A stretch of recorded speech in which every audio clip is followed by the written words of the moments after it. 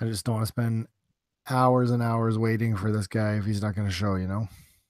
Oh, who knows? This So guy. we haven't talked to you in a little while. Oh no. I Yeah. guess before we start chatting, we should say that this is the Lane Cable Podcast, episode 71. Today is April 30th, 2018. I'm Chris, Blind Kinnan. and Tim is somewhere, A wall. probably at the gym. Working out.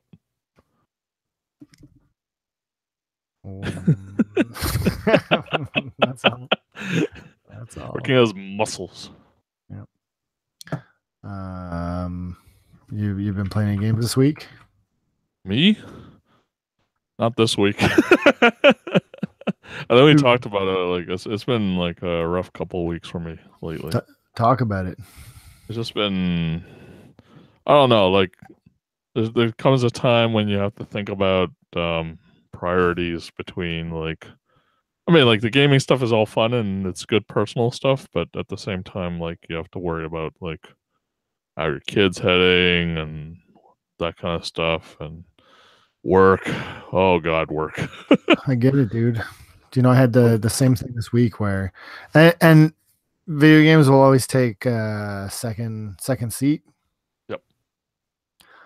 We say otherwise on the cast, but yeah, sure. And like, you know, there's times when like I won't go to sleep in lieu of or I'll play video games in lieu of sleep. Just, you know, there's something I really, really, really want to play, right? Yep. However, push, kid, right? You gotta push comes to shove.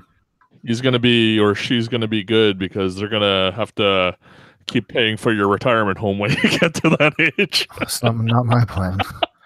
But I mean, life happens, right? So I mean, we can talk about that stuff. I feel like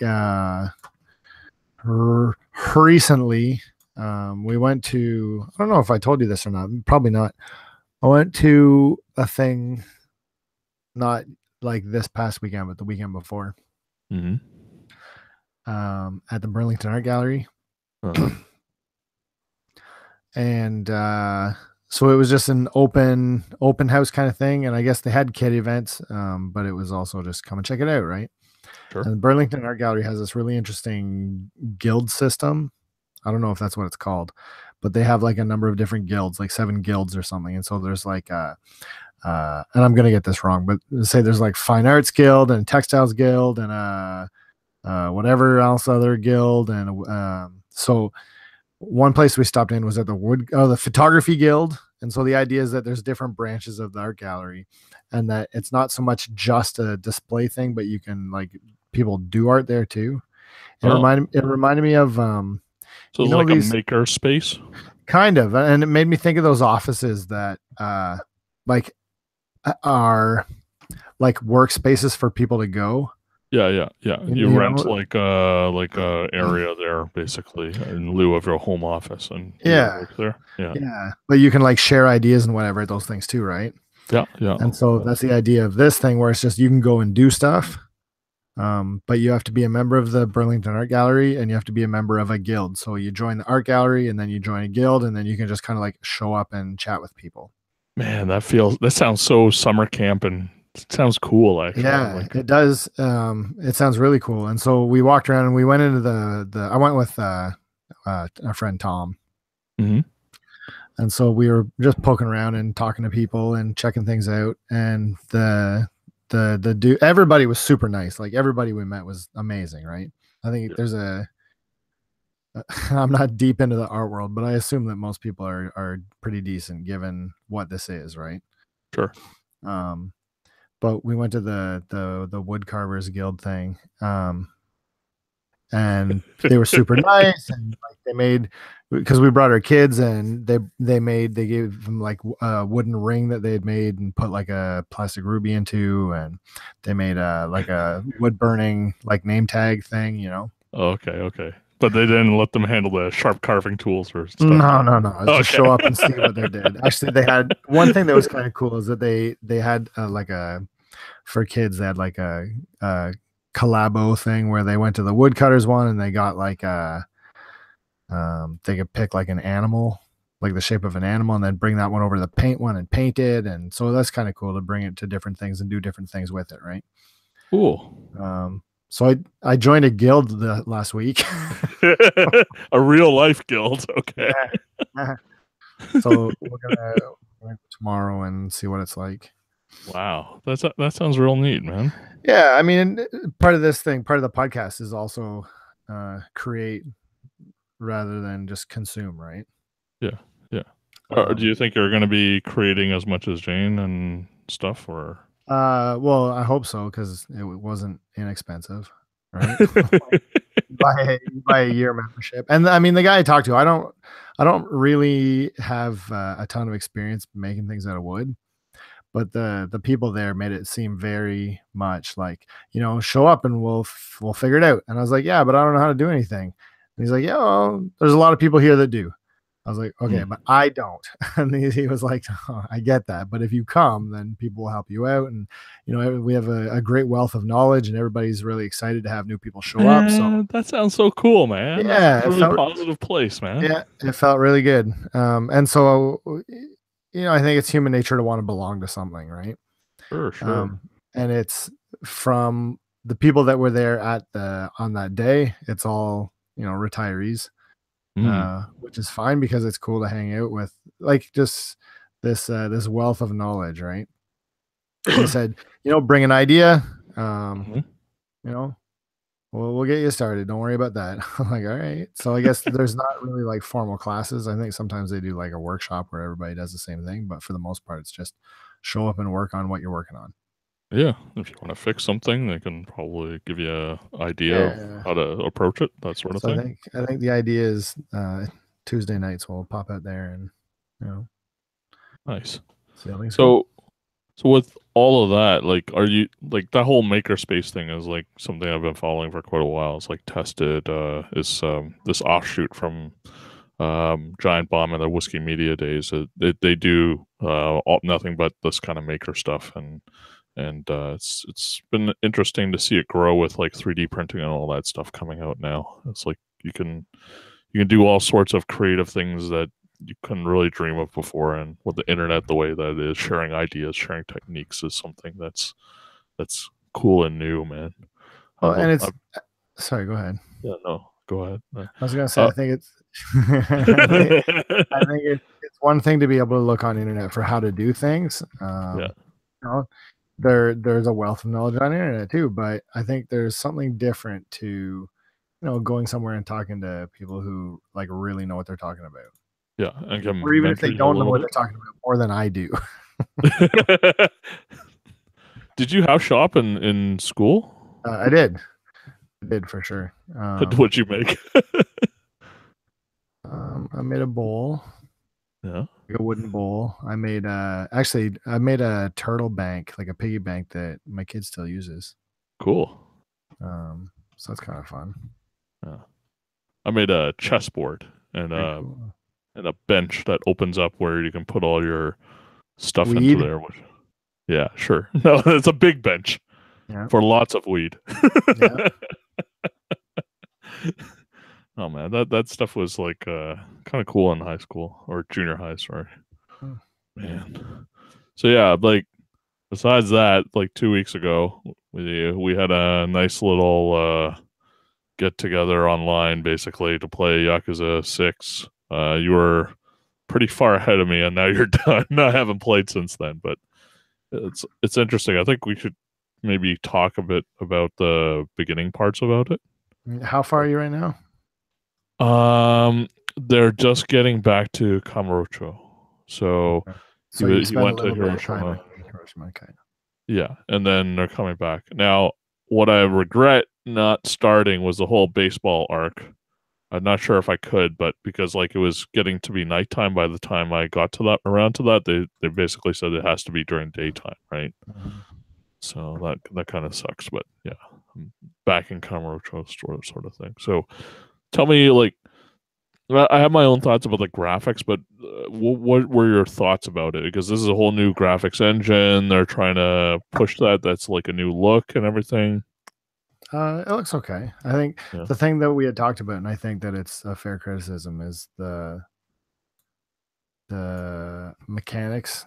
The There's some wonky stuff happening with the physics. Yeah. You run around and a table will like completely explode if you hit it the wrong way. Right? Like you go into New Serena upstairs and you hit the bar stools with your leg and like they shatter. And Kira's really clumsy because he's always like pushing up against walls, like bracing himself, that sort of thing. It's like very, I don't know. It reminds me of the PS3 era, like first time they had a lot of collision everywhere. Yeah. It's strange. But I mean, it was very off-putting at the beginning, but I think it very quickly like you get used to it and fine. Yeah.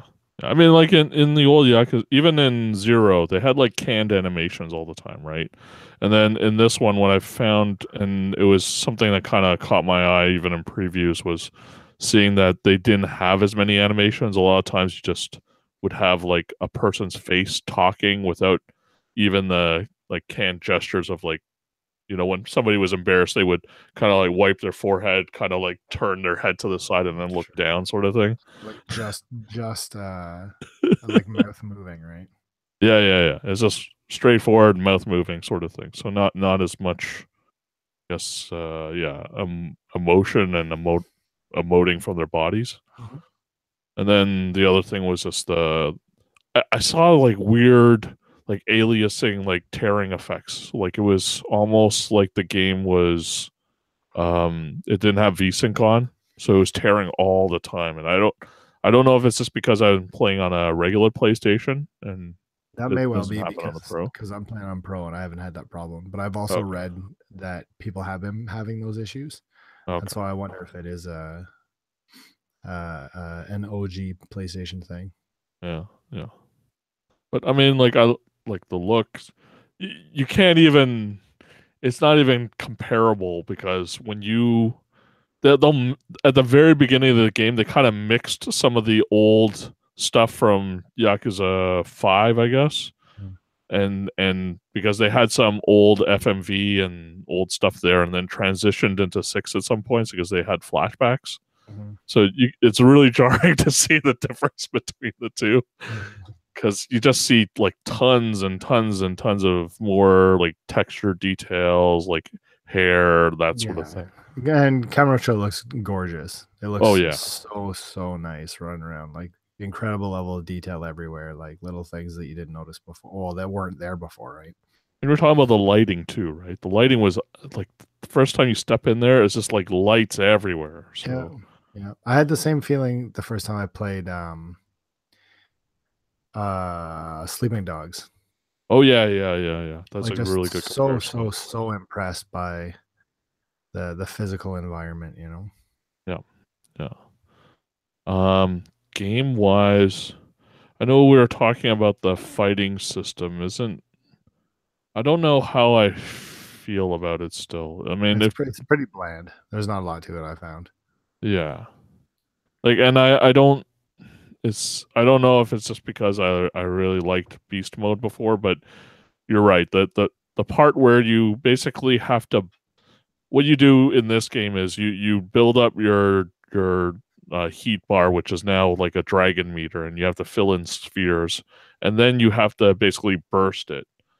So you hit a R2 button and it triggers it into a like a bar that runs down. And then while you're in that mode, you can do all kinds of heat actions, but it's just those are the heat actions that look really cool.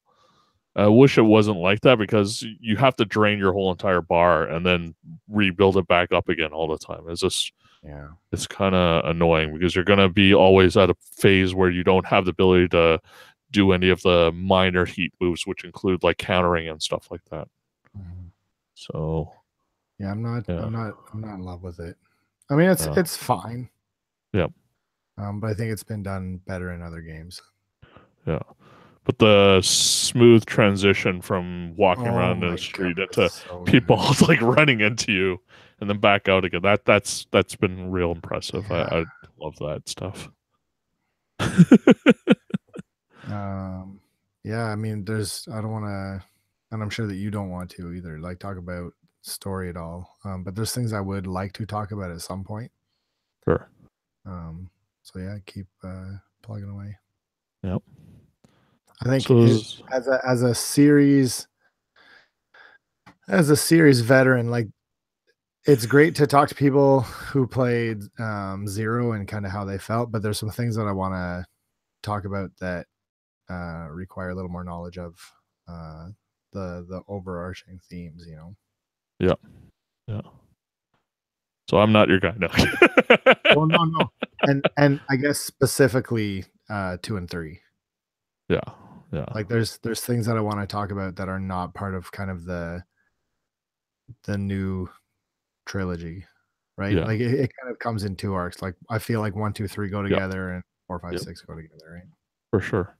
And also, I actually find it kind of weird because if we're talking about like 4, 5, 0, and 6 together, it's weird that all of them have, at least so far, like that they've had multiple characters that you could play as for them. That seemed to be the thing. And then 6 kind of goes back to basics of playing Kiryu throughout the whole thing. Okay.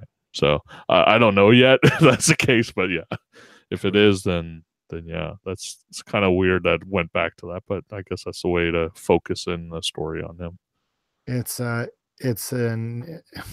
well, no, I don't want to say anything about it because if you're still playing, like yeah. But it's I was satisfied. Yep. Man. Outside of Yakuza, just more Monster Hunter. It's starting to slow down. Really? Like, see, this is the thing. Like, I've been out of it for the 2 weeks, but you guys seem to be picking up a lot. Like, it was a lot of, hey, let's go do the new quest and everything. Yeah, but slowing down doesn't mean that it's stopped. It just means it's slowing down. The new Siege mode is interesting. The new armor from Siege mode looks amazing. The Dante stuff is stupid, but whatever. Yeah, more Monster Hunter.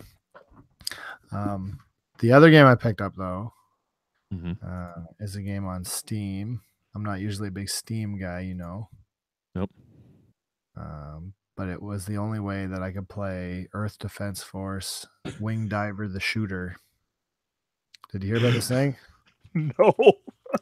So there's a new EDF game that came out that is like a shoot 'em up spin-off. Okay. So your wing diver moves around. I don't know, you know, like a shoot 'em up. Yeah. But it's bottom up. What do you call that game? This kind. It's like Raiden and yeah. Not like Gradius, the other one. Yeah. Or like cool. 1944 and all those ones, yeah. Yeah. And so it's interesting because a lot of the mechanics are somewhat similar to Earth Defense Force. Like did you play EDF on console at all? Yeah. So it's the same energy system. You still equip different weapons, and weapons still drop from crates. Armor still drops the same way. And there's still like the kind of the game loop in EDF is you do it on easy or normal if you can handle it, and then you get some decent weapons and you get your armor up, and then you move to hard, and then you go back to normal, and you're just kind of jumping between difficulties because the higher difficulties drop better weapons. So there's a grind, like yeah. EDF. If you can't handle the higher difficulties, then you got to do some of the lower stuff too and get more armor because the armor is permanent. It's it's interesting, and this is the same way where you're kind of bouncing between them to get different weapons. Does it scratch enough of the itch? Because like the whole like a big part of EDF was having different different characters that had different abilities, right? Does it have that as well in this one? Well, you only play Wing Diver because Wing Diver is the only one that can fly. But I guess it's varied enough through the weapon selection. Okay. And the weapons are similar to the console action game. Okay. So it's familiar. You know, I put probably about an hour and a half into it, which is pretty good for a Steam game. I'll play it more for sure. I beat it on easy. It's pretty short. I think there's only like 6 levels or something. But that's not the I was gonna say that's not the point of EDF, but it totally is because EDF is like what 70 levels or something. You got to beat 5 times each. So I'll go through it and I'll play it some more. Absolutely, I actually like it a lot more than I was expecting it to. It's only So yeah, $16. yeah, that's not bad at all. So Okay. Wing Diver the shooter. Wing Diver the shooter. If you're into that kind of top-down shooting games, I think it's a solid purchase. Oh. Yeah. Other than that, I mean, like, what's the next big game that's coming out? Like now, like None, right? I don't have a lot on pre-order. I mean, there's stuff in the far future. You know, talk about like, interest is very quickly waning. But you think about something like, what's that game called? That Destiny killer. Oh, Anthem. Anthem, right? Stuff like that, but that's pretty far away. I guess we'll be reloading on pre-orders once E3 comes around if they do the same kind of ridiculous sales that they had before. The only two that I have now on pre-order are Metroid Prime 4. Excuse me, and Death Stranding. I also have Death Stranding. Yeah. And I have Spider-Man. And to be honest, Spider-Man comes out relatively soon, doesn't it? Yeah, it'll be in September. Oh, Jesus. I thought it was a lot sooner than that. But even for those two, like Metroid Prime and Death Stranding, both of them, I'm like, sure. Like, okay. I don't know. I'm not super excited about anything. I say might, but I almost guaranteed 100% will pick up Mario Tennis Aces. Yeah. It looks really good. So we'll see. I need to see more. Yeah, it just as soon as you throw in like story mode and extra whatever stuff, then okay. Do you find that Switch is like I've kind of lost interest in it? That was a long time ago. Yeah, but it's interesting. Like what happened where like I was super gung ho about it and I love it and it's great and to an extent it still is. Like I like the idea of it, but it's that same Nintendo problem. Like there's nothing to play on it. They're in a bit of a. I mean, to be honest, the first year they released a ton of shit, right? So they got to take some time to reload now, right?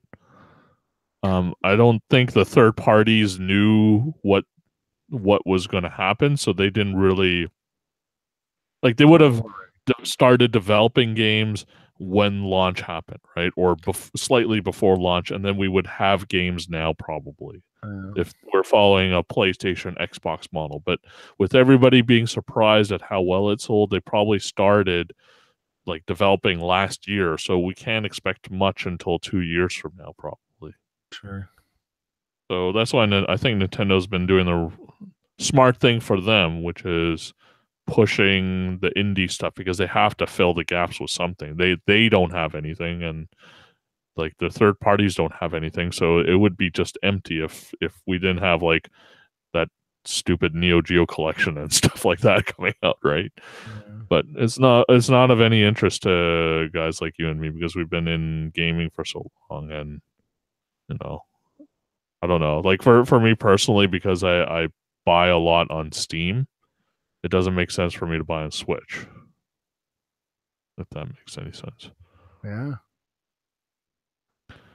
But I think also, do you think it's maybe also because you've had these crazy hardcore AAA titles on PlayStation 4 lately that like, oh, this is like a AAA like nice experience and you don't want to settle for Switch? No, not at all. I have okay. no problem with that. Okay. It's just the experiences are not compelling enough for me right now. And I think that there's a bit of divide between, I don't know what it is. Like everybody just seems to absolutely love Zelda. Like it's the best thing in the world and everybody loves it. Mario Odyssey was great. Like, don't get me wrong, but just, I don't know. Well, what do you mean Zelda? You mean our, what, 21st best game of last year? But that's my point exactly, right? Like I just, it was good. I had a lot of fun with it. Like I really, really liked it and I really liked to play. It had absolutely no lasting effect on me at all. Like I finished it and I was like, okay, like next. But like right now, people are not still talking about Zelda, are they? I think so. Because of the DLC? I Is guess. that why? I don't know. I think it's got like pretty massive legs.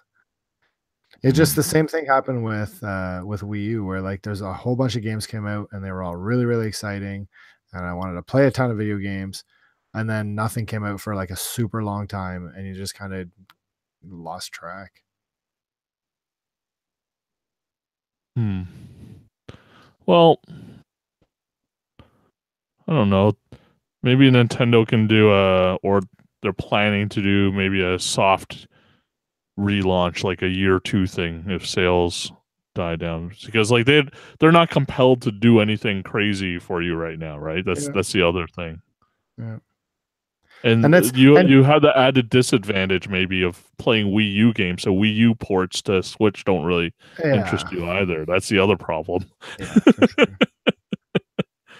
Well, I mean, I am it's not that I'm unhappy with it or I'm disappointed. It's just that's where I'm sitting with Switch right now. You wish it was in the foreground, but it's in the background. Yeah. Just like every Nintendo console is, right? But it's True. true though. Like I have one and it's great, and I like it when games come out for it, and like that happens occasionally. And outside of that, I just play PlayStation. But that's there for you whenever you're ready to come back, you know. Yeah. There's nothing offensive about that. Yeah. I don't know. I think you're right that Nintendo could take better advantage of their fan base that they've bought in so much goodwill up until now. But I think they to me it feels like they're fighting a lot of different battles right now that we don't see right in the background. Like we still haven't seen what their network is really, the network plan that they're going to be throwing down. They haven't really articulated well what their plans are for the next year either. So feels like a lot of stuff is in a holding pattern until E3 Wait for comes. E3, right? Yeah. Yeah.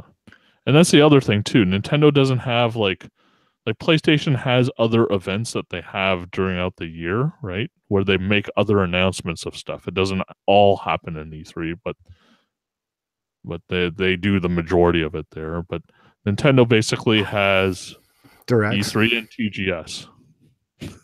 Directs. Do you remember Space World?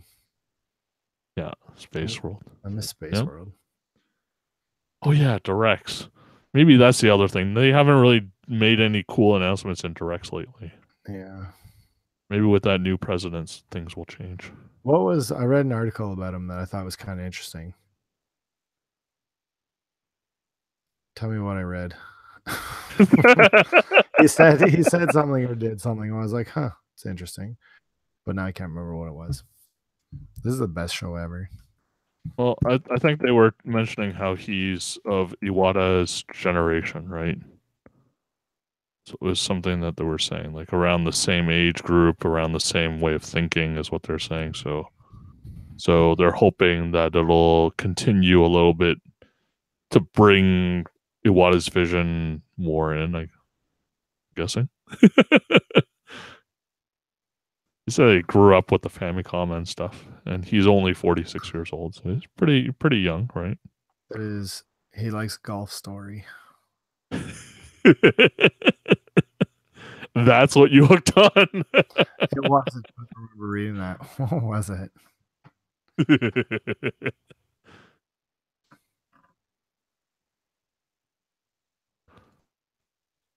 Better. Oh man, Yeah. if he brings in his vision, maybe things will be okay. Yep. So, do I wait on these games that I have picked No, for do you, it. or We didn't wait for you, so throw them out there. okay? So let me start off by saying I didn't hear anything between you and Tim before I picked We talked about our games with you too. So what we did is we did each other's, and then we did We talked about games that we picked for you too. Okay. So I have no Um, clue what you picked for me. we should also stop and just give a quick. What we're talking about is a couple of weeks ago there was a hashtag that was kind of trending on Twitter called Film Struck 4, and that evolved into Game Struck 4. And I guess the idea is that you choose 4 games that kind of define who you. I don't even want to finish that fucking sentence.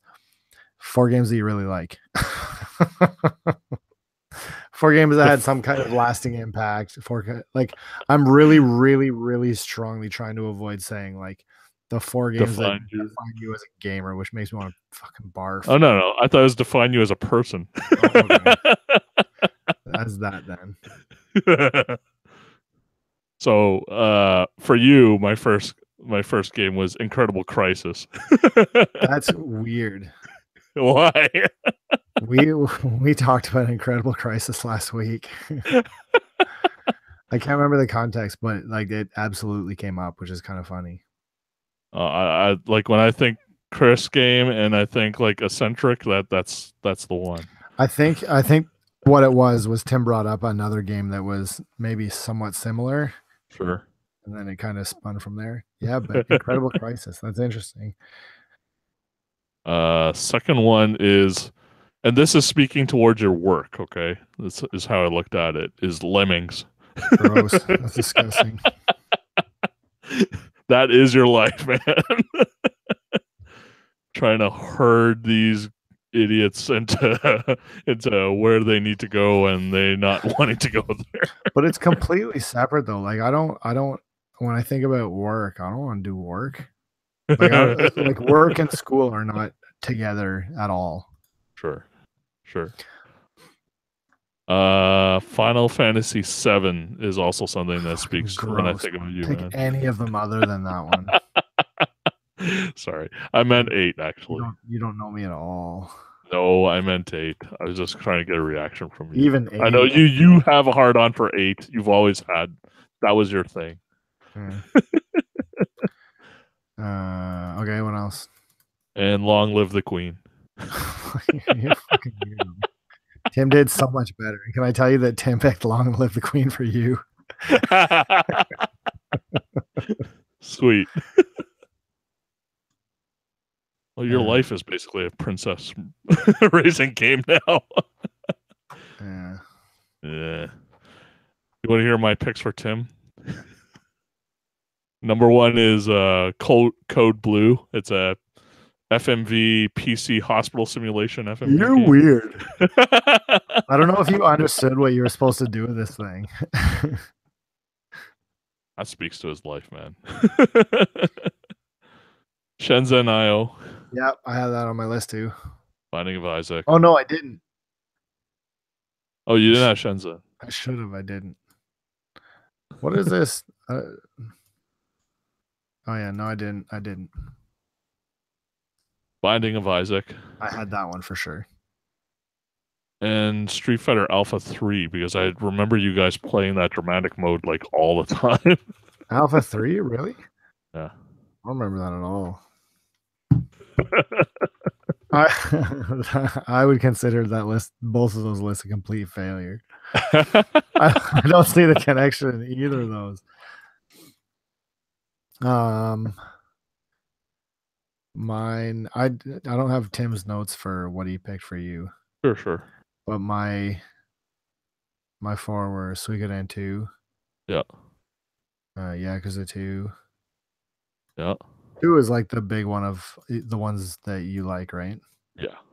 I lived in Osaka, so that particular one speaks to me. Shadow of the Colossus. Yep. It's kind of a catch-all for this kind of game, you know. Yeah. And then my 4th one was some bullshit Eroge visual novel I've never heard of. Which Eroge visual novel, which I might have heard of? No, that's what I'm saying. Like, it's some game that I have not heard of. Like, Oh, you're gonna have to fill in the blanks because I don't know. I just don't know. What game is it? I don't know. Yeah, right. Too many to list.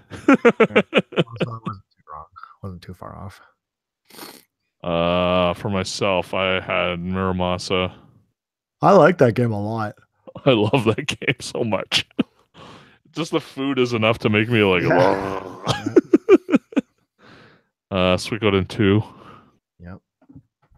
Hacknet for my job. And something super eccentric that probably not many people played was the Zeta Gundam Erg versus Titans game. It's like the first versus Gundam game. There you go. Yep. Oh, sorry, second one. Super eccentric. Oh man. I really got nothing this week, dude. But it's true though. I feel like we're going through this like God of War's out and that's cool. Which I haven't even taken out of the package yet.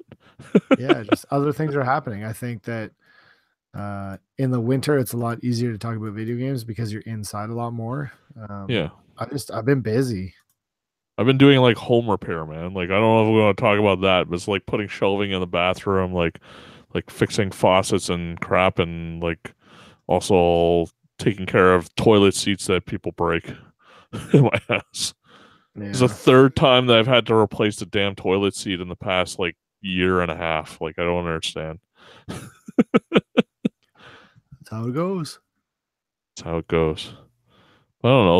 Life's happening right now, I guess. Like I'm imagining work is kind of in the middle of being pretty busy for you right now because you're in the thick of the school year now. Sure. Yeah, I don't know. It's funny. I was thinking about it earlier today. I don't know. What podcast was I listening to? I didn't listen to it. I was reading about somebody else's podcast and how they were talking about some details of some guy who made like I don't know. I don't know any of it. Yeah. Like I feel like we're good at talking to each other, not so good at informing other people about anything. But that's the idea. We're not a newscast. Yeah. Like I mean, I could talk about all kinds of different kinds of news, but not like I don't know, gaming news isn't that like there's not really anything interesting this week either. Well, we cut it off there then. All right. And we'll see if Tim comes back next week. Oh. Bye. Take care, everyone.